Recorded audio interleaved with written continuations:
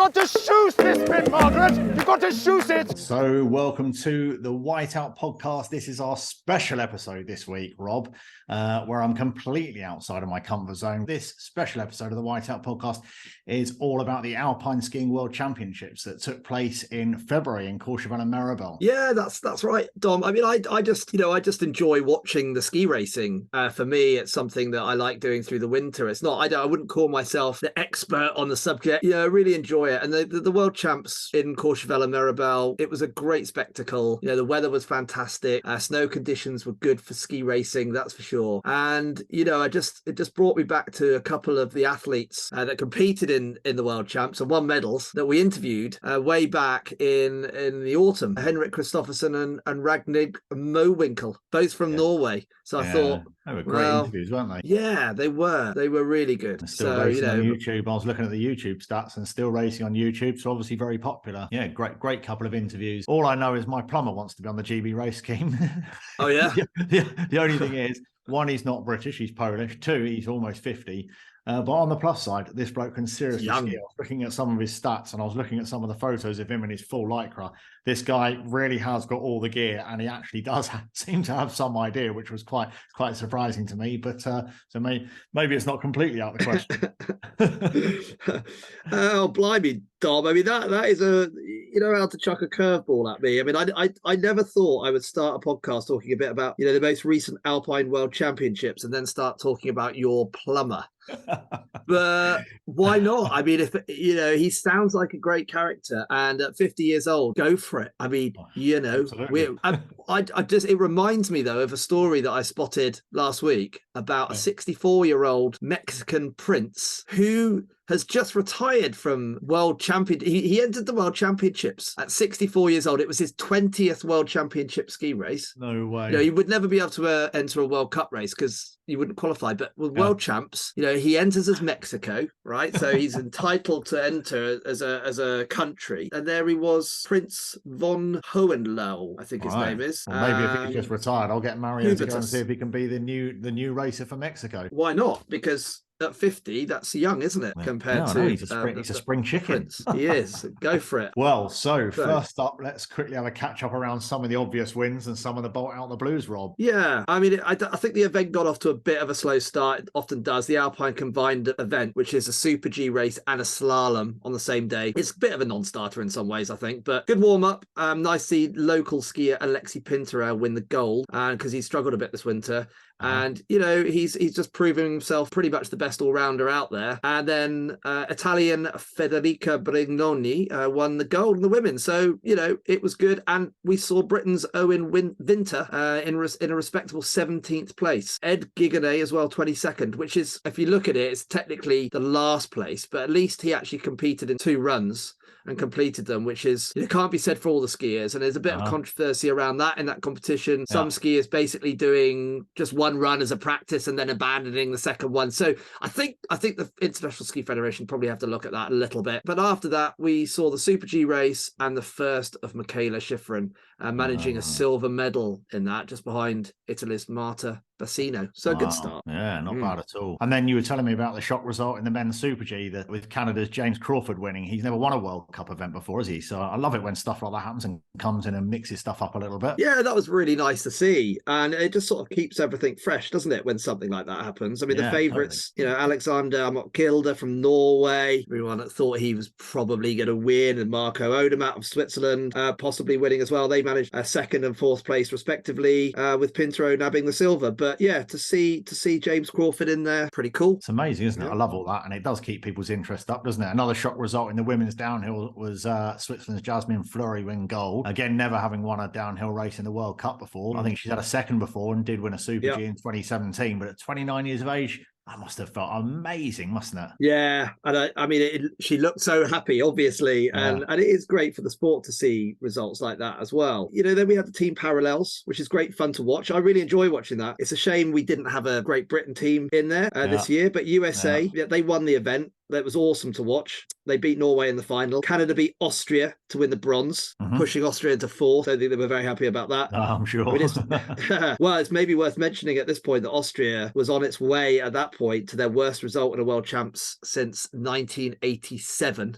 when it took place in Crans-Montana in Switzerland. So not a great thing for them, really. No, not at all. I mean, those parallel events are a lot of fun, but real race pundits like me, I mean, you know, they're not for the real purists, are but they are super fun to watch, aren't they? I must admit, I do enjoy them. You're right. They're not for the purist, I guess. And some people go, oh, you know, whatever, because when you look at the course, it's not technical like the GS or the slalom, but it kind of creates that atmosphere. And then we had the individual parallel. So that was a T. We then had the individual parallel races. Charlie Raposo from Great Britain entered that competition. Unfortunately, didn't finish his run in qualification, which is a shame. But Germany's Alexander Schmidt managed to complete all of his heats to win the gold, which is a big win for him. Yeah, he's a bit of a specialist in that area, I must say. But yeah, it's a discipline that definitely opens up opportunities for kind of skiers that don't always feature in the top 5 or 10 in the usual slalom or GS World Cup formats. So that's quite nice as well. You know, it's not the usual suspects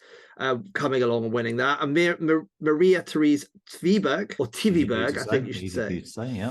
Yeah, Tveberg of Norway took the women's gold medal. Another skier that's never even had a top 3 in World Cup competitions. And Switzerland's Wendy Holder coming in second, which seems to be her favourite position generally. I don't know how many, she must have come second hundreds of times. Exaggerating. And of course the women's GS, obviously Schifrin won that in style, as you come to expect. She made that look super easy, didn't she? And adding another medal to the World Championship tally of 14, basically a record, unless you include Crystal Kranz back in the 1930s, which obviously I didn't know that until you told me, Rob. Obviously very different times in the 30s, that's for sure. Well, I only know about that because I determined to look at when the last time someone tallied that many medals, and you know, it's an amazing stat. And I could pull out a bunch of other stats, really, but just to say to her critics, you know, bizarrely, she actually has some critics still, I think. She's up there with at least the very, very best ever. I think it's time to silence those crackpot people that somehow think she isn't, you know. And I just enjoy watching Michaela ski. She just absolutely, like you said, makes it look so easy as well. Amazing. Federica Brignoni featuring again, got a well-deserved, if slightly unexpected, silver in that race, and Norway's Ragnhild Mowinckel a bronze. So maybe it's a good time to listen to that interview I did with her back in the autumn before the Solden Alpine World Cup races. Yeah, let's take a listen now. I'm here with Ragnhild Mowinckel, a Norwegian team skier. Hi Ragnhild, how are you doing? I'm doing good, thank you. How are you? I'm very well, I'm great. Really excited to be here in Solden, first World Cup of the year. And I mean, last season, right, you basically had like your best season ever, right? Yeah, it's true. It's been a lot of fun, and for sure it's cool coming back from injury, knowing that you can do better than what you did before. That was also a huge goal to see that I could do it. But it ended up being my best season ever in terms of like the points and how I ended. So I'm super excited about it. And you know, do you think you can improve on that this season? You've just turned 30 years old, right? Happy birthday. Thank you. I mean, obviously, you know, that's a great age to actually really sort of consolidate things and probably have your best kind of career chances, right? I hope so. For sure, it's as long as you do this sport, I feel like you always want to improve. You always want to do better, and for sure, ending up what I did, for sure the expectations are higher, also the pressure. But I think that nobody compares to the expectations and pressure I have of myself. But for me, it's always about the process of getting there, and then we count the results after. So for sure, it's more about having a good pre-season, building up.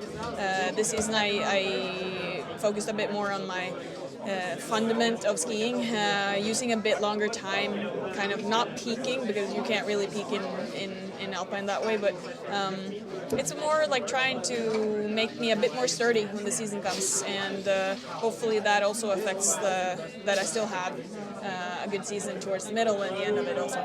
Okay, and you know you're a multi-discipline alpine ski racer. What is your favorite discipline and why? Why is it your favorite? Well, at the moment, you got to say for sure Super G and also downhill has been fun. I think like, I still have 3 disciplines that I really, really think is fun, and otherwise I would quit one of them. But I do think it's important to have more because for my sake, it really helps the other disciplines, whatever I ski. But for sure, the fundament of it all would be GS. But I think Super G is probably one of my strongest disciplines. But also speed side. I mean, you were in second place last season in Crans-Montana and the Super G. First, sorry, the Super G. Second in the downhill. Yes, or no, fifth or something. Oh, was it? That was in Crans-Montana. I was second. Yeah, that's what I mean. Oh, sorry, I thought you said Courchevel. Sorry. No, Crans-Montana second in the downhill. First in the Super G. Not in Crans-Montana. No, right. No, it's like I know what you. What's your favourite track for Super G or downhill? I mean, that one's pretty tough, right?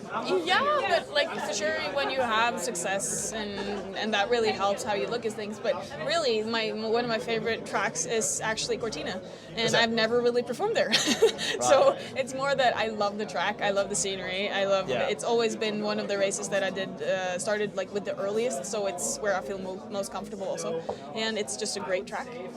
So looking ahead to 2027, then, I mean, it's a long way off, isn't it? Very long way off. So. But are you thinking about that? No, not really. No. I did say last season that this in China was my last Olympics, so at least then I'm done by then. Right. Okay. And where do you ski in Norway? Do you ski for yourself at all, or do you go off with friends or family and ski in Norway? Not really. I guess that's still like work related, and I think that's going to change a bit once I'm done with the active part of the ski racing. But for sure, it's more. I'd rather go snowboarding or go cross country when I'm back, just to get a different mindset and a different type that you get to experience skiing from a different side. And let's mention Helly Hansen, working with them this season. What's your favourite bit of clothing? What do you like? Because what excites you when it comes to kit or clothing? We just got we got a couple of garments or pieces early, and that was fine. But yesterday we unraveled most of it, and I said as I was putting on the long duvet jacket, I'm like, this is what I'm living in the rest of the season. This is my piece. So I guess you'll see me mostly in that one, unless it's 20 degrees outside. It's like Christmas coming early, basically. Yeah, absolutely. That sounds great. They have a lot of good pieces, it's going to be amazing. Okay, looking forward to seeing you race on Saturday. Yes. Here in Solden. Yes. Good luck. Thank you. And hope you do really well. Maybe even get a podium. That would be great, right? Try my best. Thanks, Ragnhild. Thank you. Thank you. Thanks. So great interview, that, Rob. She's a great character, isn't she? Really is a great ambassador for the sport, isn't she? Yeah, totally. I mean, it was great to be talking to her, and even better, sort of knowing what a great result she's just achieved. It was a bit disappointing for GB's Alex Tilley, who qualified for the second run, and then following some controversy over the timing device, I don't know what happened there. Basically, one of the skier before crashed, and then she came through and the clock wasn't working properly. But anyway, in the end, she was in 34th place. Remember, in this format, in the World Championships, 60 skiers go through to the second run, not like 30 in the World Cup. But unfortunately, Alex failed to complete her second run, which was a real shame. But, those things happen. And she had a good first run. And then in the men's race, that was kind of predictable with Marco Odermatt winning gold for Switzerland. So he put his country firmly at the top of the medal table there. Fellow Loic Meillard getting silver, and the Austrian Marco Schwarz getting bronze. So although he was in the lead after the first run, he'll be disappointed with that, I'm sure. And then, of course, Definitely. Charlie Raposo, he managed a fabulous 17th place. So he took the lead on his second run and had a better time in the leader's chair. You can see he was absolutely loving that. You know what Raposo's like. He loves all that. He does. He's a good showman. Yeah. Yeah, he is. Yeah, that was another interview we did as well with Charlie Raposo, wasn't that? It was indeed. Yeah, forgot about great that. interview. So, he had a great result, which is definitely going to boost his confidence levels. He did 16th place on the World Cup once last year, actually, that was, but still 17th at the World Champs. It's a level up, shows that he can really perform at the best levels, Yeah, it's brilliant to see that. And you could see the excitement on his face, like you say. And I honestly can't remember another British male giant slalom skier, at least, that has finished that high up in a World Championship or Olympic event or a World Cup event. Certainly not in the last 50 years. I mean, I've been trying to find that information out, and I've failed. So if anyone knows of any other skier that's bettered Charlie Raposo's result just now in the World Championships, it would be really good to hear from them, because I cannot find anyone that has. Somebody out there's going to come and tell us, aren't they? Probably. No. I mean, I mean, maybe there is, but yeah, giant slalom, 17th place, world champs. Yeah. I don't think so. Yeah. And then there's the slalom, Rob. What went on there? Yeah, it's always my favorite event, and this year it just didn't let us down, did it? Really, it was a great race. Yeah. Tight women's race. Another shock result though, with Canada's Laurence Saint-Germain taking the gold medal ahead of Michaela Schifrin, and her previous best in any World Cup or World Champs slalom was 6th place. Wow. So not expected. No, but nice. It's fantastic, isn't it? Again, like the shock, we all like the shock results. And Great Britain's Charlie Guest just missed out on the top 30, coming 31st. 22-year-old Victoria Parler with her 36th place, having only ever started one World Cup race before and didn't finish. A really great result and shows promise for the future, which is great. Definitely. And we also saw that despite qualifying for the second run, Reese Bell, daughter of our very own homebred Martin Bell, didn't finish her second run, and Alex Tilley didn't make her first run either. Yeah. No, it's a shame. I mean, these athletes, they train so hard for these races, and it must be so tough when things don't go your way like that. But, it is what happens in sport, and especially skiing. It's fine margins. Yeah. The men's race on the final day of the championships, final race of the championships, it saw over 100 skiers compete for 3 medals, of course. I mean, Britain's Dave Riding, he was definitely one of the medal contenders. I wouldn't say a medal favourite, but medal contenders, I'd say. I mean, he finished a solid, if sort of not a bit disappointing for his standards, 13th place. It's very respectable. Oh, totally, But I'm sure he, like the rest of us, he's now got higher expectations, hasn't he? And it must be very tough. Exactly. Yeah. And then Billy Major's 28th place was a decent result for him. That's pretty good progress. Yeah. No, I mean, it's a good result. And I think Laurie Taylor close behind on 33rd place. It's good team effort, isn't it? And Ed Gigonnet, 21-year-old, he just didn't manage to finish his second run, but he got into that qualification setup for it in that sort of top 50 anyway, at least. So it's good to see other skiers and new younger skiers coming through, but I think we do need to mention the winner, right? First of all, let's just mention AJ Guinness of Greece. I mean, Greece, let's just say that again. Obvious ski nation.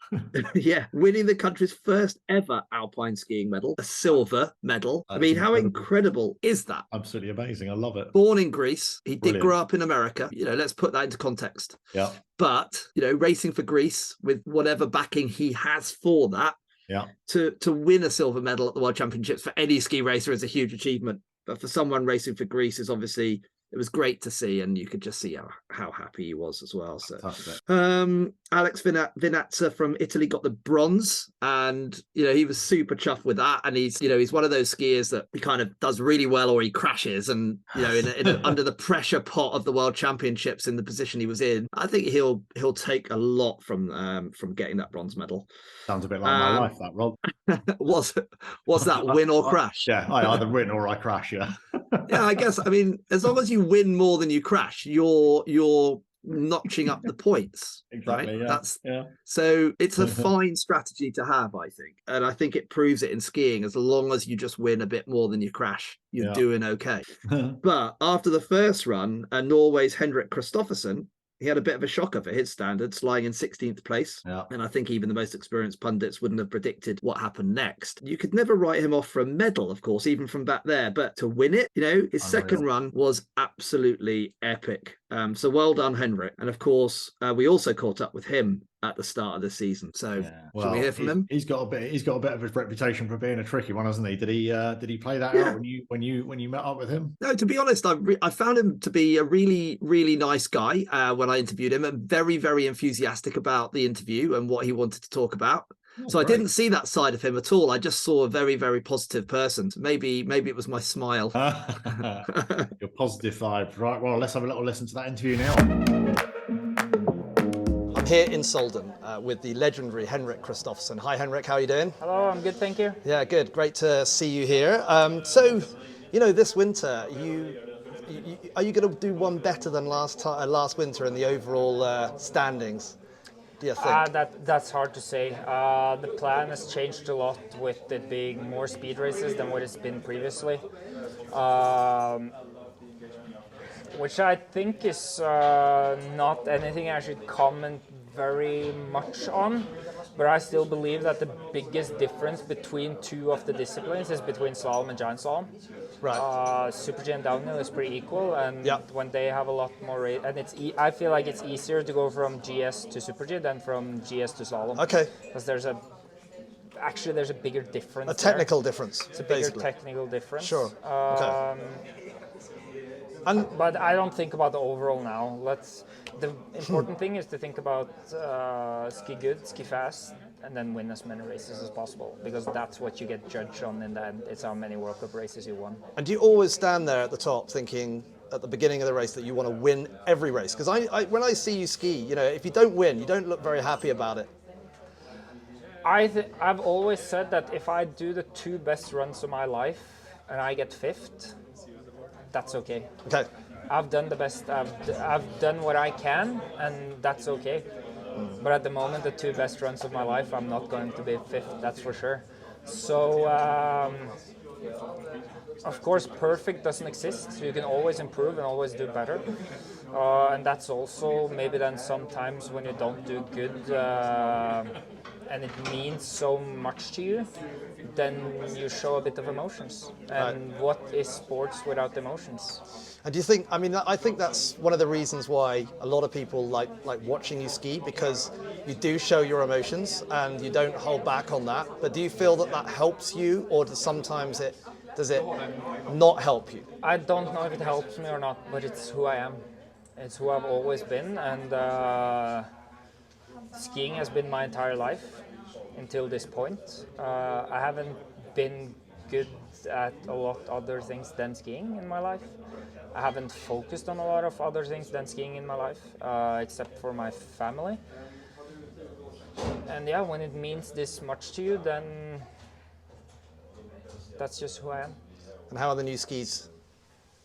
Not too shabby. No, it's really good. I think it's working really great. Okay.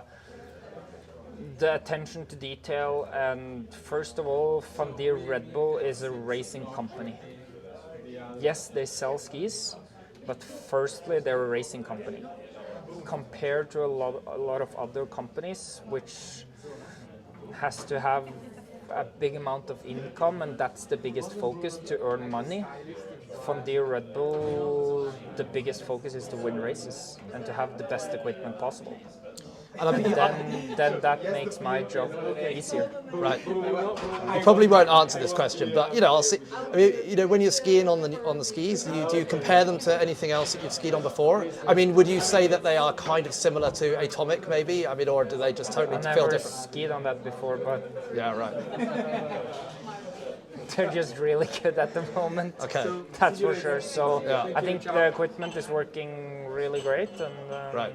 Then I just have to do my things. But in sports in general, and also in alpine skiing, and even if you do good in training and things are working nicely, you never have any guarantee that you will succeed. So we still got to do the work and perform on race days, and that's how it is. Okay. You're talking to a predominantly UK audience here. So, you know, last winter we watched our famous skier David Riding winning in Courchevel, of course, and the scenes were really nice to see because, you know, along with a few other guys, you especially were one of the first people to congratulate him on the win there. Yeah.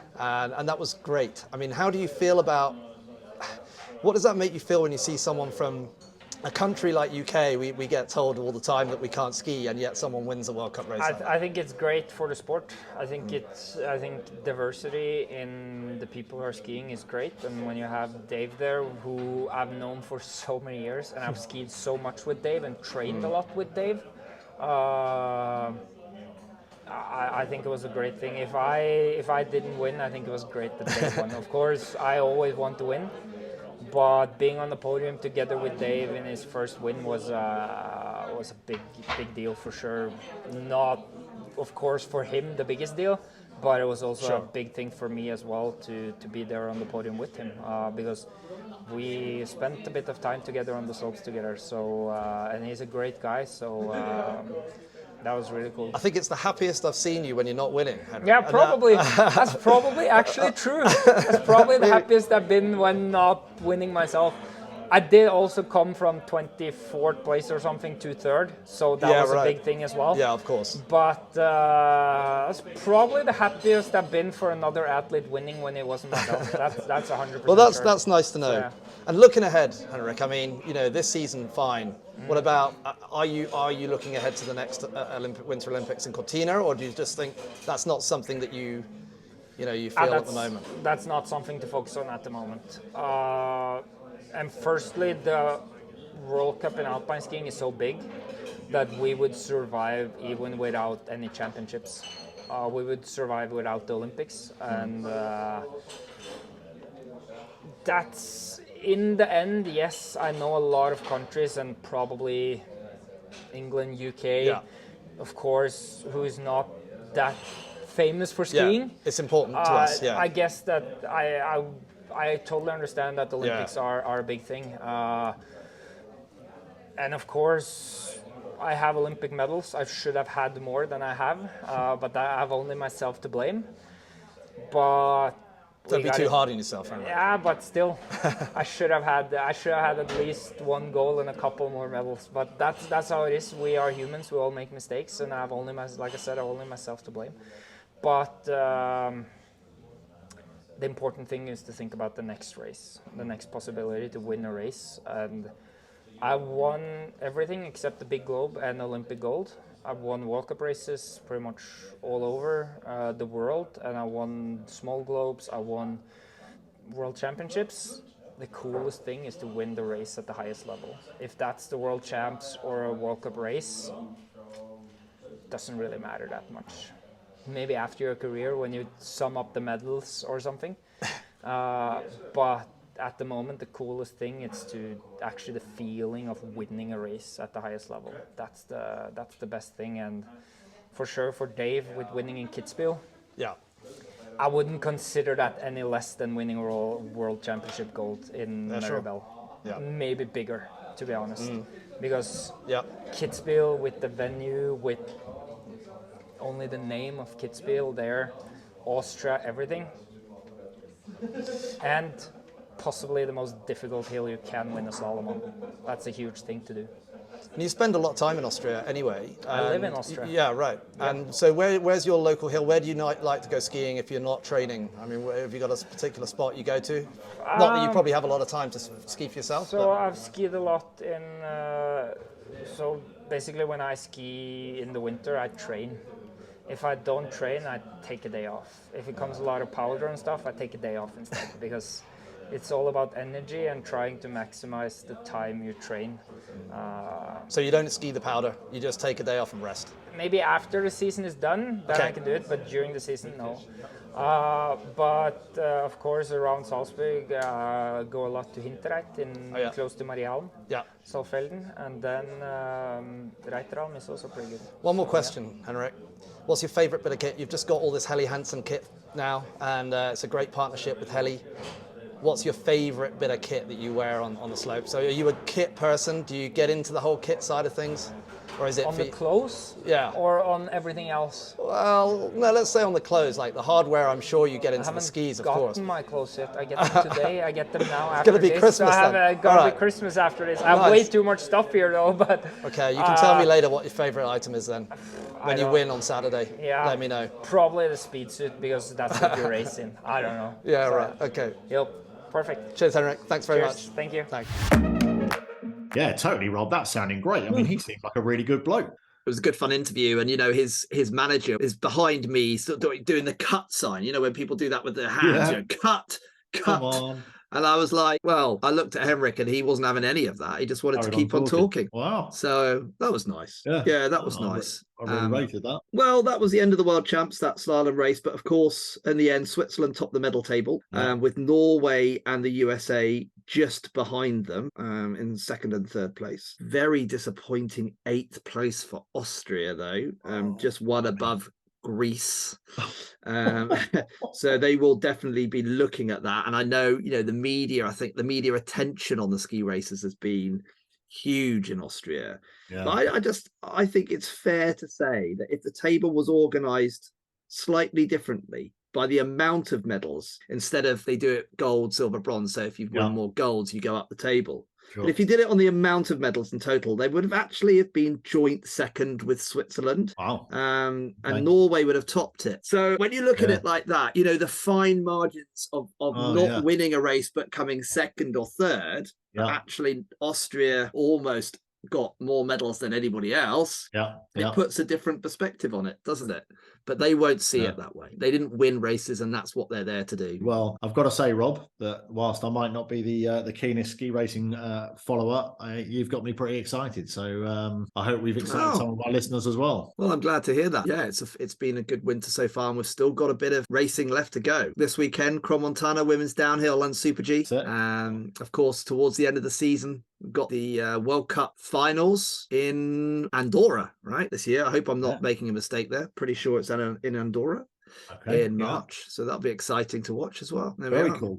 Not over. Good stuff. Well, it's been good to catch up today. I think that's a really cool special episode that we've done on the podcast this week. And next week will, of course, we be back with our regular episode where we're doing resorts beginning with G. Oh, G. Oh, really? Gosh. Galtor. Oh, yeah. I was going to say Godalming, but that's not a ski resort, is it? I don't know what. I just had Godalming came in my head. I mean, Surrey, it's in the Surrey Hills area, isn't it? So I suppose when it snows, you've got Box Hill up the road. Could be a ski resort. Who else begins with G? It really got me. Le Grave, Le Grave, yes. I'm beating you here, Rob. I'm already winning. Gressenay. Grindelwald. Oh, and Grindelwald, obviously. Grindelwald. Gressenay, yes, like you say. Gressenay. That's just such an obvious one. Well, it is. Yes.